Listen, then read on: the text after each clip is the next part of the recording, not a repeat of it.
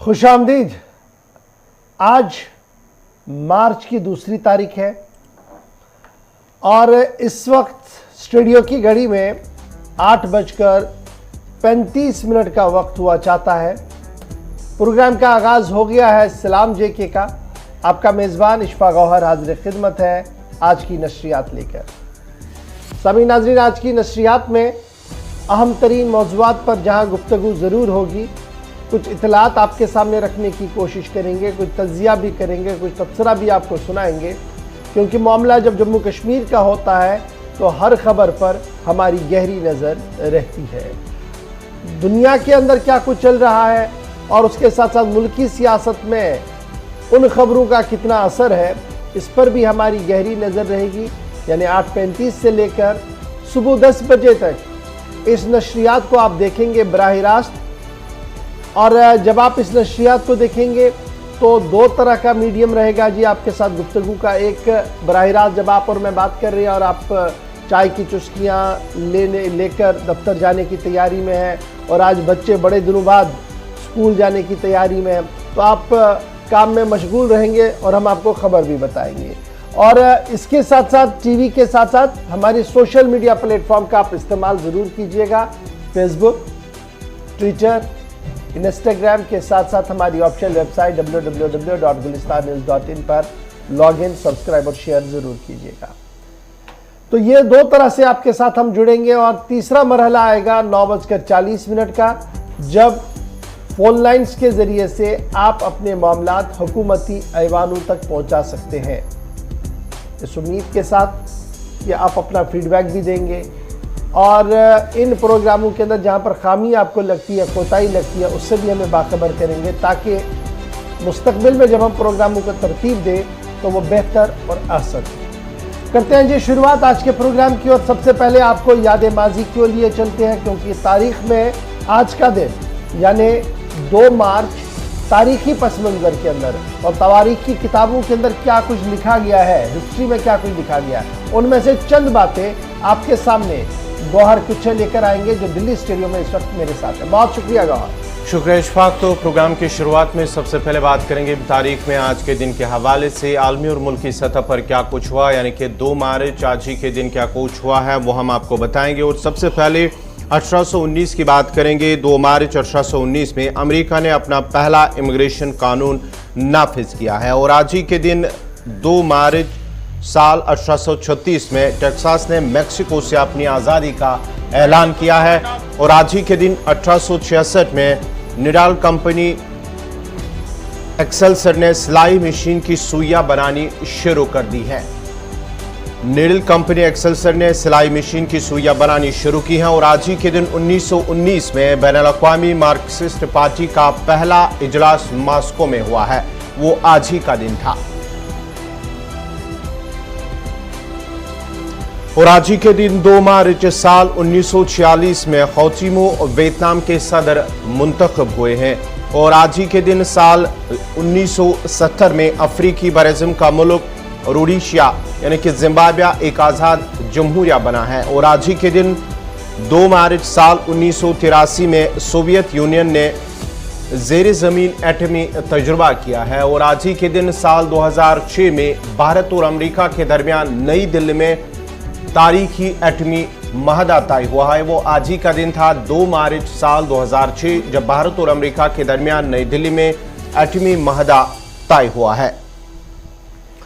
तो ये थी तारीख में कुछ अहम बातें, कुछ अहम वाक़ात जो हमने आपके सामने रखे हैं। अब बाज़ाब्ता तौर पर खबरों की शुरुआत और खबरों की शुरुआत में सबसे पहले बात करेंगे हम VDCs के हवाले से। जहाँ नाजरीन VDC के हवाले से वज़ारत ख़ारिजा की जानिब से VDCs के हवाले का नया फरमान भी जारी हुआ है। वज़ारत दाखिला की एक बड़ी खबर आपके सामने आ रही है कि वज़ारत दाखिला ने विलेज डिफेंस कमेटियाँ जो लगभग तहलील हो गई थी, लेकिन उन्हें दोबारा से अरसर नौ मुनज़्ज़म करने का फैसला ले लिया है। और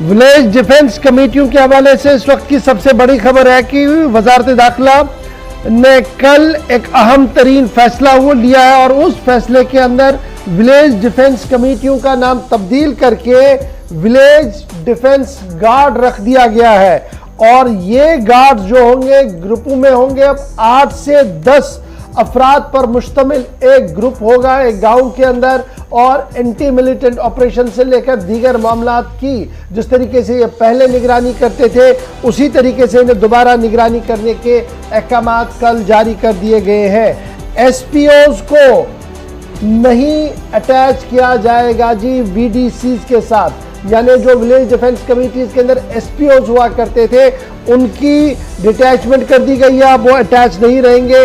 और वीडीसीज का नाम, विलेज डिफेंस कमेटियों का नाम तब्दील करके विलेज डिफेंस गार्ड रख दिया गया है और हर ग्रुप 8 से 10 अफराद पर मुश्तमिल होगा।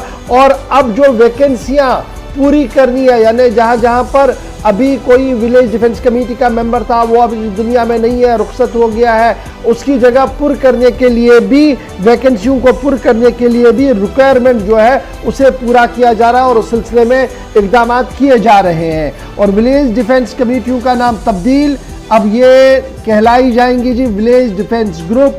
और इस सिलसिले में कल जब ये मीटिंग हुई थी तो भारतीय जनता पार्टी के सीनियर लीडर्स के हमरा वीडीसीज का एक वफ्द रात देर गए वजीर दाखिला अमित शाह के साथ उनकी रिहाइशगाह पर मुलाकात हुआ, जिसके बाद ये फैसला लिया गया कि वीडीसीज का नाम तब्दील करके विलेज डिफेंस गार्ड रख दिया जाएगा और हर एक ग्रुप जो होगा वो 8 से 10 अफराद पर मुश्तमिल होगा।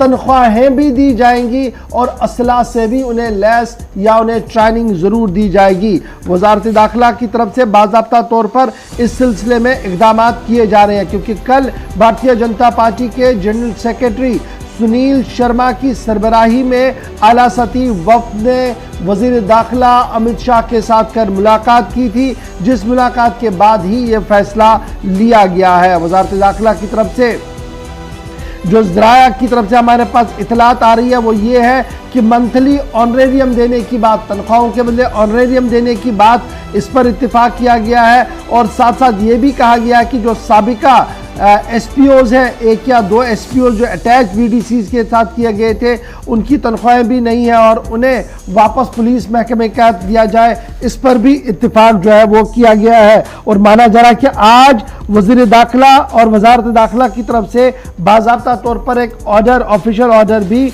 जारी इसमें किया जा सकता है। यानी विलेज डिफेंस कमेटियां अब विलेज डिफेंस गार्ड के तौर पर काम करेंगे।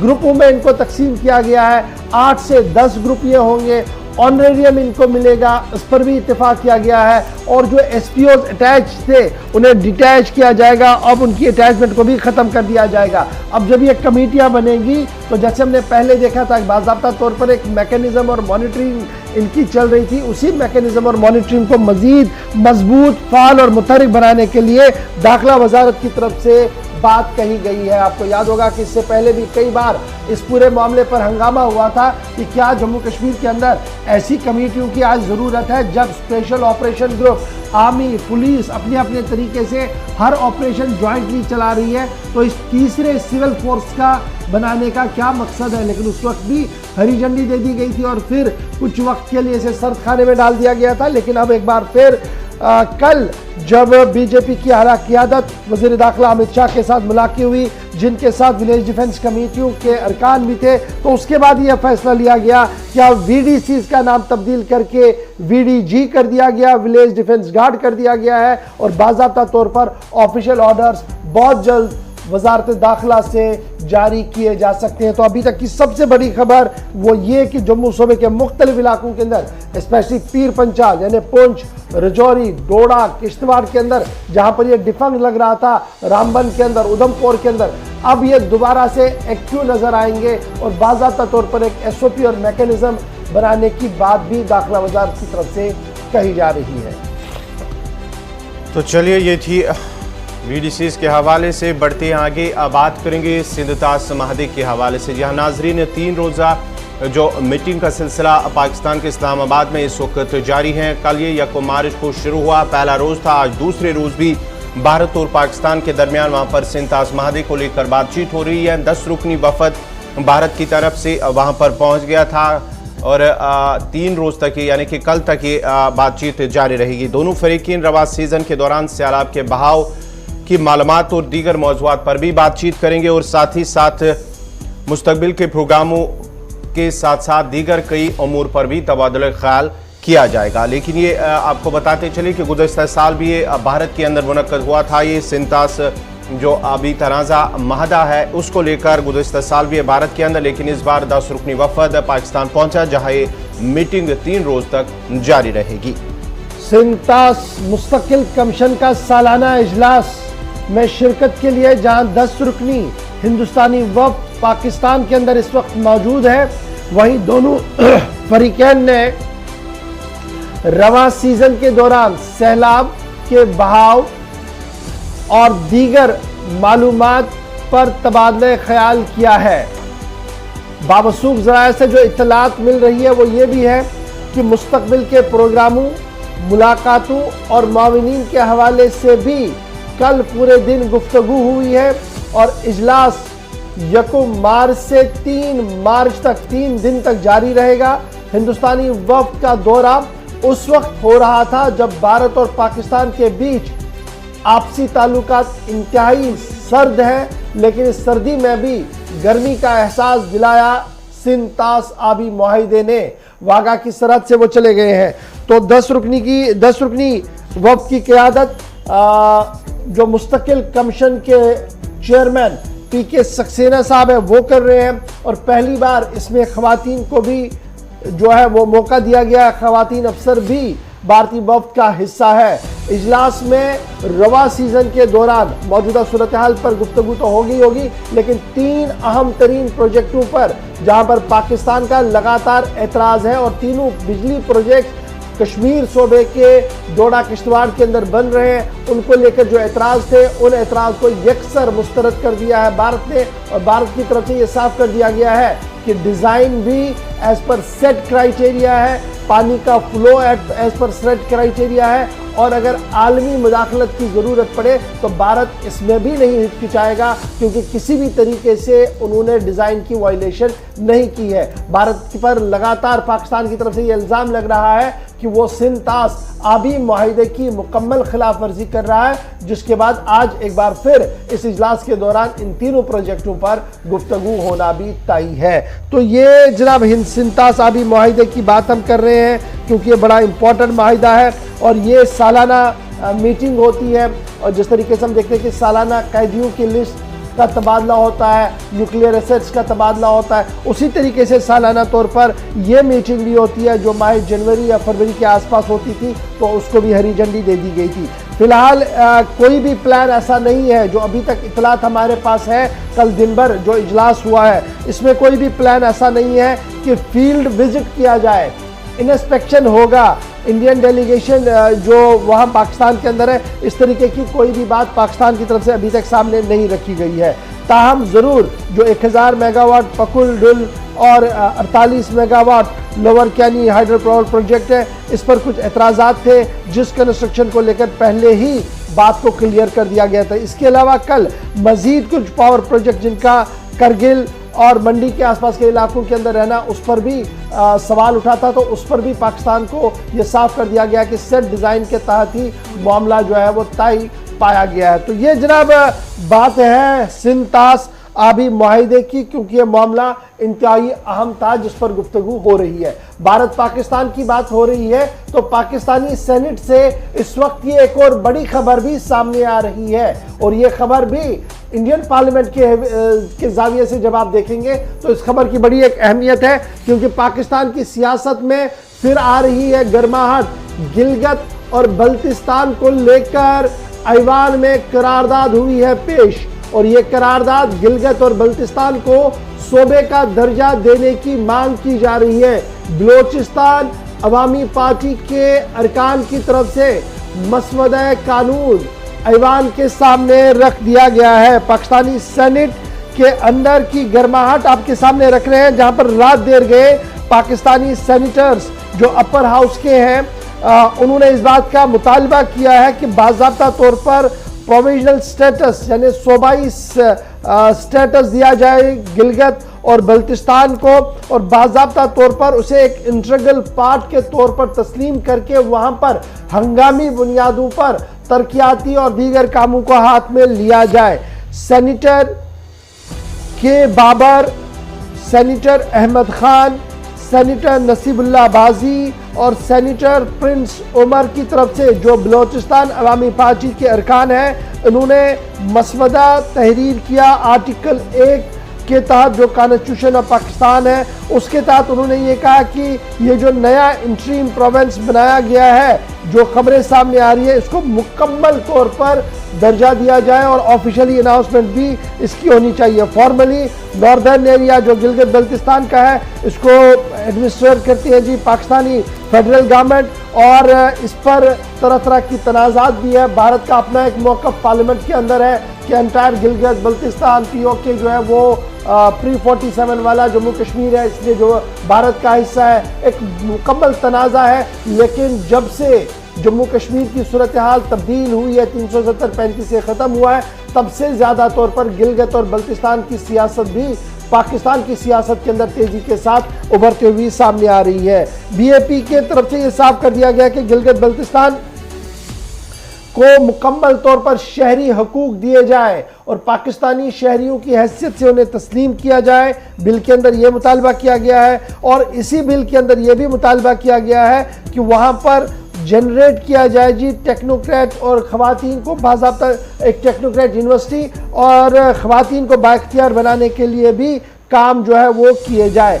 तो ये बड़ा इम्पॉर्टेंट है जी, ये क्योंकि अब इस पर सियासत काफ़ी ज़्यादा होगी। रिएक्शन भारत की तरफ से भी आई होप सो थोड़ी देर में वजारत खारजा की तरफ से ज़रूर आएगा। फिलहाल BOP का जो इजलास था, BAP का, उन्होंने जो मसौदे कानून तहरीर किया है, जो अपर हाउस पार्लियामेंट के पाकिस्तान के अंदर रख दिया है, उसका खाका और कुछ बातें मैंने आपके सामने शेयर की है इस सलाम जे के प्रोग्राम में।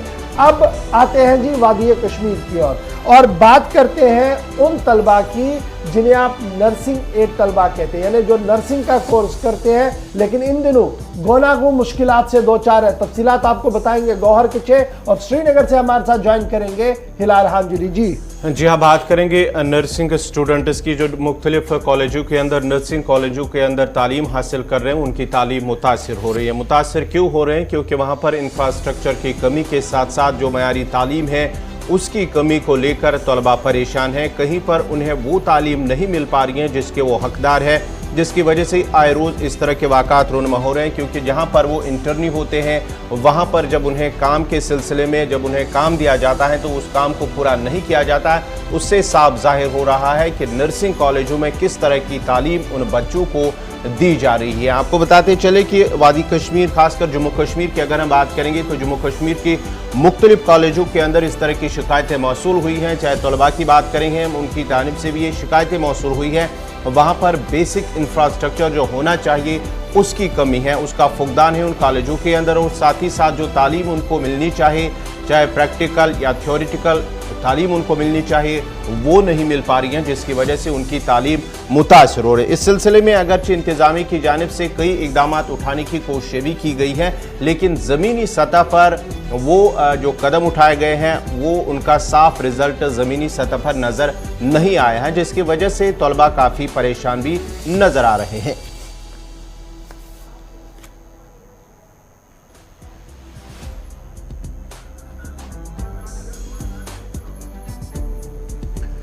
जम्मू कश्मीर की नर्सिंग कॉलेजों के अंदर तलबा की जो तालीम है मुतासिर हो रही है, उनका मुस्तकबिल तारीख होने की कगार पर है। क्योंकि जो नर्सिंग कॉलेज है उनमें बेसिक इंफ्रास्ट्रक्चर के साथ साथ मयारी तालीम, या हम कह सकते हैं कि जहां पर अफरादी क़ुव्वत की कमी की वजह से भी उनकी तालीम मुतासिर हो रही है। नर्सिंग एजुकेशन एक बहुत बड़ा मामला है, लेकिन जम्मू कश्मीर के अंदर इसका निज़ाम बेहतर हो नहीं पा रहा। हिलाल हांजुरी इस वक्त मेरे साथ है सीधे फोन लाइन पर ज्वाइन कर चुके हैं। हिलाल, जरा अपडेट कीजिएगा, ये जो खबर हम बता रहे हैं कि नर्सिंग एजुकेशन जो है वो इम्प्रूव नहीं हो पा रही है जम्मू कश्मीर के अंदर, और जो बेसिक इंफ्रास्ट्रक्चर और स्टैंडर्ड्स तय किए गए हैं गवर्नमेंट की तरफ से वो बुनियादी सतह पर नहीं बन पा रहे हैं, और तलबा अपनी तरीके से परेशान और मुस्तकबिल तारीख होता हुआ नजर आ रहा है। क्या कुछ ये पूरी खबर है और हुकूमती सतह पर क्या कुछ किया जा रहा है? कॉलेजेस कश्मीर के अंदर हिलाल, क्या तक है या जो पढ़ाने वाला,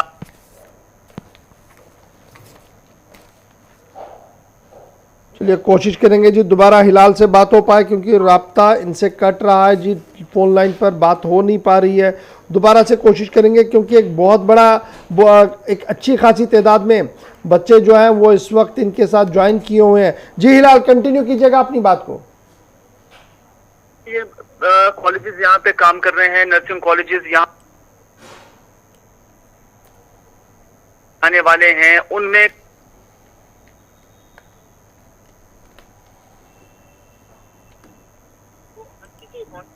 बहुत जरूरत है और लगातार ऑडियो ड्रॉप हो रहा है जी, कोशिश करेंगे जी दोबारा से भी कोई गुफ्तगू हो सके इनके साथ, क्योंकि टेक्निकल एरर्स आ रहे हैं, क्योंकि मामला बड़ा दिलचस्प है और अहम है। क्योंकि लगातार ये बात जब हम कर रहे हैं कि जनाब बच्चों के साथ तो मामला बन नहीं पा रहा है और तलबा जो है वो लगातार परेशान है, तो ये एक बहुत बड़ा इशू लगातार बन रहा था और इस पर सरकार की तरफ से भी कई बार एश्योरेंसेस आई थी कि मामला जो है वो तय पाया जाएगा, लेकिन अभी तक भी वो मामला तय नहीं पाया है। हिलाल, ज़रा नेटवर्क एरिया में रहिएगा और बात बताइएगा। हेलो हिलाल, क्या अब तक मेरी आवाज़ आ रही है?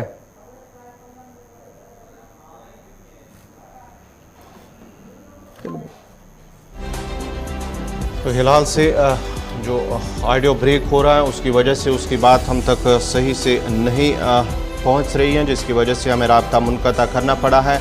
अब ज़रा आगे बढ़ते हैं, बात करेंगे यूक्रेन में फंसे जो तलबा है उनकी बात करेंगे, क्योंकि उनका मानना है जो तलबा फंसे हैं, पहले आपको बताते चले कि सूबाई इंतज़ामिया कश्मीर की जानिब से, जम्मू कश्मीर की जम्मू इंतज़ामिया की जानिब से भी उनके लिए हेल्पलाइन जारी की गई है। लेकिन जो यूक्रेन में फंसे तलबा है उनका मानना है कि वो अपने ख़र्चे पर यूक्रेन से भारत आने के लिए, जम्मू कश्मीर आने के लिए अपने ख़र्चे पे वो यहाँ पर पहुँचे, क्योंकि एयर इंडिया, उनका इल्ज़ाम है कि एयर इंडिया की जानिब से उन पे जो किराया है इजाफी लिया जाता है, ज़्यादा चार्ज होता है, उसकी वजह से उन्हें मुश्किलात का सामना करना पड़ रहा। आपको बताते चले कि जम्मू कश्मीर के 100 से ज़्यादा तालिब इल्म यूक्रेन के अंदर है। उसके साथ साथ ही अगर हम बात करेंगे तो उधमपुर के भी 3 जो तालिब इल्म हैं उनमें से 2 कल रात यहाँ पर पहुँचे हैं, उधमपुर अपने घर वो पहुँचे हैं। इस सिलसिले में आपको बताते चले कि ज़िला इंतज़ामिया की, सूबाई इंतज़ामिया की जानिब से हेल्पलाइन जारी की गई है। 2 नंबरात उनकी जानिब से दिए गए हैं जिन पर वो राबिता कर सकते हैं, जिनके बच्चे बाहर यूक्रेन के अंदर हैं, पोलैंड के अंदर हैं, या जो दूसरे हमसाया मुल्कों के अंदर, क्योंकि यूक्रेन से वो बाहर दीगर हमसाया मुल्कों के अंदर पहुँचे हैं, उनके लिए अगर बात करनी होगी तो उन्होंने नंबर दिए हैं जो टीवी स्क्रीन पर इस वक्त फ्लैश हो रहे हैं। सूबाई इंतज़ामिया कश्मीर की जानिब से ये नंबरात फ्लैश किए गए हैं। अच्छा जी, बड़ी दिलचस्प बात इसमें यह है कि जब हम ये बता रहे हैं कि जनाब तलबा को वापस लाया जा रहा है, ऑपरेशन गंगा शुरू किया गया, इसमें भी कोई शक नहीं है। 4 वज़रा को लगाया गया, एक पोलैंड के अंदर है, अभी खबर आ रही है कि पोलैंड से जो जहाज़ चला है उसमें कश्मीरी भी तलबा है जो वापस वतन आ रहे हैं, इसमें कोई शक नहीं है। सरकार अपने अपने तरीके से बात करी है, लेकिन जब आप ऑफ द रिकॉर्ड तलबा से बाद में बात करते हैं तो उनके अंदर बहुत ज़्यादा गुस्सा है जी, और गुस्सा इस बात का है कि एम्बेसियाँ जो मकामी सतह पर वहाँ पर है वो पूरी तरह से ताउन नहीं कर पा रही हैं। अब उनकी भी अपनी एक लिमिटेशंस है।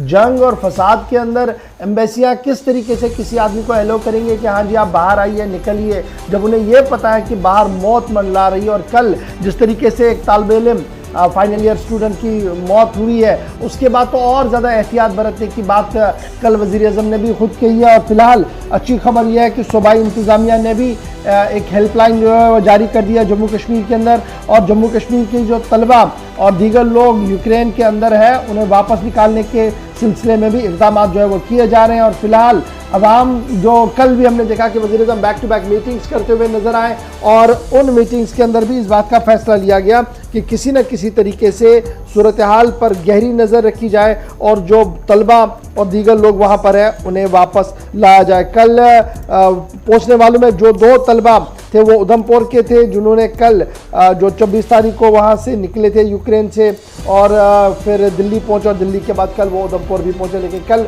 एक दुखद खबर ये भी है कि जो तस्वीर आप देख रहे हैं ये डॉक्टर की है, फाइनल ईयर डॉक्टर था जो कल इस फसादज़दा इलाके में शेलिंग का नतीजे में मारा गया है। इस पर मजीद भी हम थोड़ी देर में गुफ्तगू करेंगे। जनाब, बच्चों की बात हो रही है तो आपको ज़रा एक और बड़ी खबर से भी बाखबर करते हैं। और बड़ी खबर जब हम आपको बता रहे हैं तो आपको बताएंगे स्कूल भी चलना है।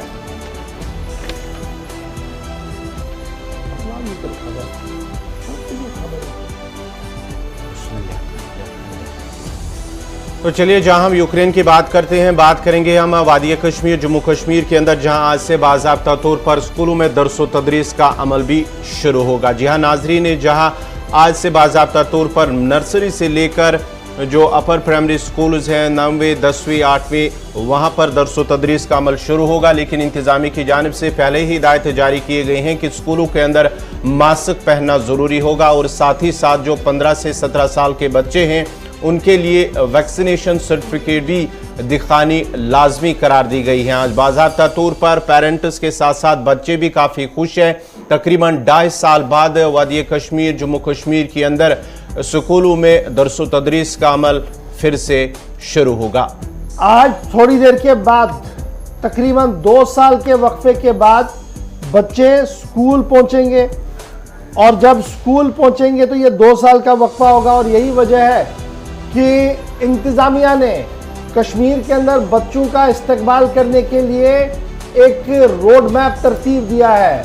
एक खूबसूरत गुब्बारे लगाए जाएं और पहले दिन एक इंट्रैक्शन हो, पढ़ने का ज़्यादा उन पर दबाव ना रखा जाए ताकि 2-3 दिन में वो फेमिलियर हो, उनको आदत पड़े वापस स्कूल आने की और उसके बाद आहिस्ता आहिस्ता करके निज़ाम तालीम को बहाल किया जा सके। तो आज से बाज़ाब्ता तौर पर कोविड और उससे पहले की सूरत हाल के बाद कमोबेश 2 साल के वक्फे के बाद स्कूल खोले जा रहे हैं वादी कश्मीर के अंदर भी। और अब खबर यह है कि लेह के बाद करगिल के अंदर भी 7 मार्च से बाज़ाब्ता तौर पर स्कूलों को खोलने का फैसला इंतजामिया की तरफ से, लद्दाख इंतजामिया की तरफ से भी लिया गया है। फिलहाल जरा श्रीनगर चलेंगे जहां से हमारे साथ साहिल ज्वाइन करेंगे जी और राही निसार मेरे साथ पट्टन से ज्वाइन करेंगे। इनके पास चलते हैं कि अभी 9 बज रहे हैं तो जानने की कोशिश करेंगे कि क्या कुछ सूरत हाल है वहां पर और क्या तैयारियां की गई है। राही, बहुत शुक्रिया जी ज्वाइन करने के लिए। नॉर्थ कश्मीर 2 साल के बाद बच्चे आज स्कूल आएंगे। तस्वीरें हम जरा जम्मू की दिखा रहे हैं क्योंकि अभी तक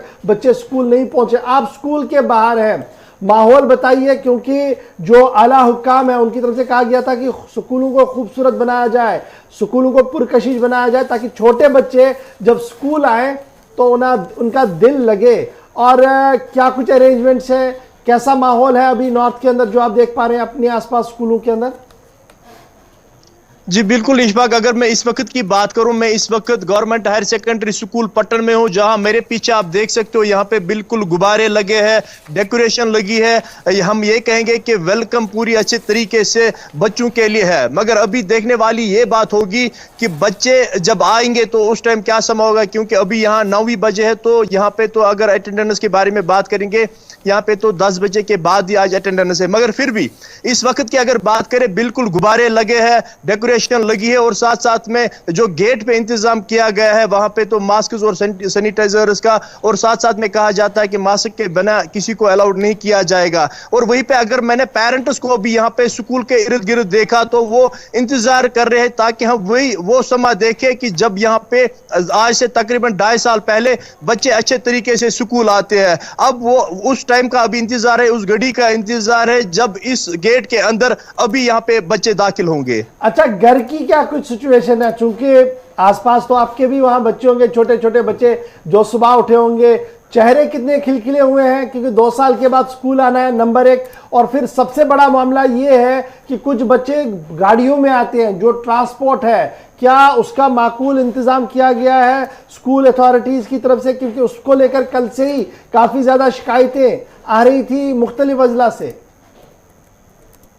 जी बिल्कुल इशफाक, यूं ही मैं घर से आज अभी सवेरे जूं ही मैं निकला तो मैंने वहां पे बच्चों को देखा जिनके चेहरों पे मुस्कुराहट थी और वो गाड़ियों का इंतजार कर रहे थे। मगर वही कुछ पेरेंट्स जिन्होंने कहा कि अगर हम आपके इस टीवी स्क्रीन पे आएंगे शायद फिर हमारे बच्चों के साथ वहां पे ज्यादती मत होगी, तो वो कहीं ना कहीं नाराज थे क्योंकि बहुत सारे स्कूलों के बारे में अभी यहाँ पे पता चला कि उन्होंने जो ट्रांसपोर्ट चार्जेस है उनकी दोगुना की गई है। अगरचे कुछ शरह तो इजाफा करना था मगर उन्होंने वो बिल्कुल दोगुना की है, जिसके बरकस यहाँ पे अब पेरेंट्स बच्चों को निकले थे खुद ही अब लोकल यानी कि उन निजी गाड़ियों में डालने के लिए, क्योंकि वो कहते हैं कि वो अफोर्डेबल नहीं है हमारे पास जितना खर्चा वो बता रहे हैं अभी। यानी कि ये कहेंगे कि ट्रांसपोर्ट को लेके यहाँ पे कहीं ना कहीं अभी पेरेंट्स और जो यहाँ पे स्कूल इंतजाम है। अच्छा राही, खबर तो ये भी है कि एक तो ये है कि जनाब रेट्स काफी ज्यादा बढ़ा दी गई है। अगर आप 1500 रुपया दे रहे थे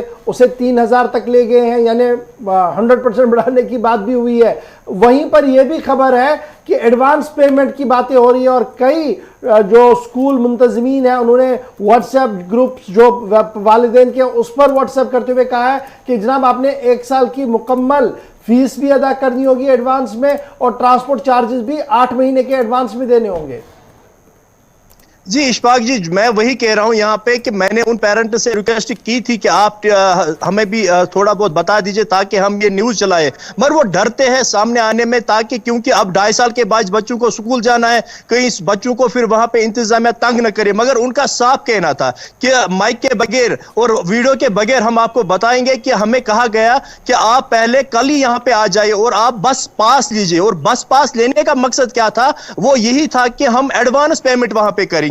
और एडवांस पेमेंट जो ही हमने अब सोचा कि हम करेंगे एडवांस पेमेंट, मगर हमने जो ही देखा वहां पे डबल रेट किया गया था। और ये उन स्कूलों की यहाँ पे बात है जो यहाँ पे अच्छे नाम रखते हैं, यानी कि अगर हम अभी नॉर्थ कश्मीर की बात करें या श्रीनगर से लेकर यहां तक जो भी अच्छे स्कूल आते हैं उनका नाम उन्होंने लिया। बोला कि वो उन्होंने हमें बस फीस के नाम पे पहले बोला कि आप पास ले लो। पास इसलिए लेना था कि वहां पे एडवांस पेमेंट करनी थी और एडवांस पेमेंट भी हम कर लेते, मगर वहां पे जो ही हमने देखा जो हम 2000 देते थे अब यहाँ पे हमें 4000 बताया जाता है और जो हमारे लिए यहाँ पे अफोर्डेबल नहीं है। इसलिए हम अब आज बच्चों को खुद ही स्कूल लेंगे इन निजी गाड़ियों में, ताकि जब तक न पेरेंट्स और स्कूल अथॉरिटीज के दरमियान ये मसला क्लियर हो।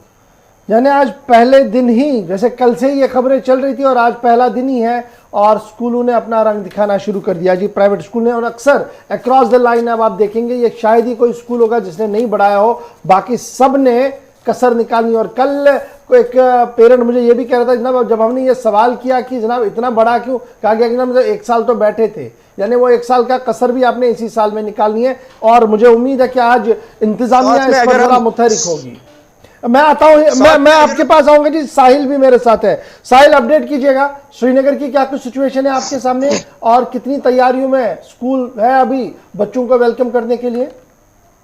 बिल्कुल इशफाक, जिस तरह से हम सब जानते हैं कि आज एक बड़े अरसे के बाद स्कूल वापस खुल रहे हैं, तो जो बच्चे हैं उनमें काफी ज्यादा जोश और खरोश देखने को मिल रहा है और खुशी उनके चेहरों पर साफ तौर पर झलक रही है। और इस वक्त मैं मौजूद हूँ कोठीबाग जो हायर सेकेंडरी है वहां पर, और यहाँ पर बच्चे जो हैं अच्छी खासी तादाद में आज घर से वापस आए हुए हैं। और कल भी हमने ये खबर दिखाई थी कि किस तरह से जो छोटे छोटे बच्चे हैं वो बाजारों का रुख कर रहे थे और जो स्कूल की तैयारियां हैं उसमें जुटे हुए थे। और हमने उनसे बात भी करने की कोशिश की तो उन्होंने कहा कि एक बड़े अरसे के बाद हम स्कूल वापस जा रहे हैं। ये भी बताएगा, क्या आपने किसी पेरेंट्स से, वालिदैन से बात की है या बच्चों से बात की है? क्योंकि जिस तरह से शिकायतें मौसूल हो रही हैं, एक तो इजाफी चार्जेस जो फीस है, बस फीस या पहले ही एडवांस लिया जाना होता है, उस हवाले से भी स्कूल इंतजामिया की जाने से पेरेंट्स को कहा जाता है। क्या इस हवाले से किसी पेरेंट्स से आपने बात की है? बिल्कुल, जिस तरह से कल ही ये बात सामने आई थी कि बहुत सारे स्कूल जो हैं श्रीनगर में की भी अगर बात करें, यहाँ भी बहुत सारे स्कूल ऐसे हैं जो पेरेंट्स से ज्यादा फीस वसूल करने की ताक में है। और ये कहा जा रहा है कि जो फीस है वो पहले ही 1 साल की फीस जो है वो एडवांस के तौर पर यहाँ भरी जाए। कल भी हमने कुछ लोगों से बात करने की इस पर कोशिश की थी। उन्होंने कहा कि बिल्कुल इसी तरह का है, इस तरह ऐसा लगता है कि जैसे इस जो प्राइवेट स्कूल माफिया है ये इसी कगार में बैठा था कि कब स्कूल खुलेंगे और पिछले 1-2 सालों की कसर जो है ये इन गरीब पेरेंट्स से निकालेंगे। तो हम इस एक ऐसे वक्त में जब यहाँ पर कोरोना वायरस की वबा थी, एक लंबे अरसे के बाद यहाँ पर फिर से जो सहूलियतें वो है बहाल हो रही हैं, और इस एक ऐसे समय में ये लोग, बहुत सारे लोग जो हैं इनमें पेरेंट्स जो है वो गरीब होते हैं और हैंड टू माउथ उनकी अर्निंग होती है। तो उन्होंने कहा कि कहां से हम 1 साल का एडवांस, क्या स्कूल की तरफ से कोई वजाहती बयान या स्कूल एसोसिएशन की तरफ से कोई वजाहती बयान? क्योंकि अब जब मैं ये खबर कर रहा हूं तो बहुत सारे लोगों ने लिखना शुरू कर दिया है जी, और कुछ व्हाट्सएप भी भेज रहे हैं कि जिन स्कूलों ने उन्हें भेजा है कि जनाब आप फौरी से बेशतर जी पहले फीस को क्लियर करें, और ट्रांसपोर्ट अगर आपने लेना है तो आपने इन शर्तों पर लेना होगा जो शायद साबिका शर्तों से काफ़ी ऊपर है। तो क्या स्कूल की तरफ से कोई वजाहती बयान?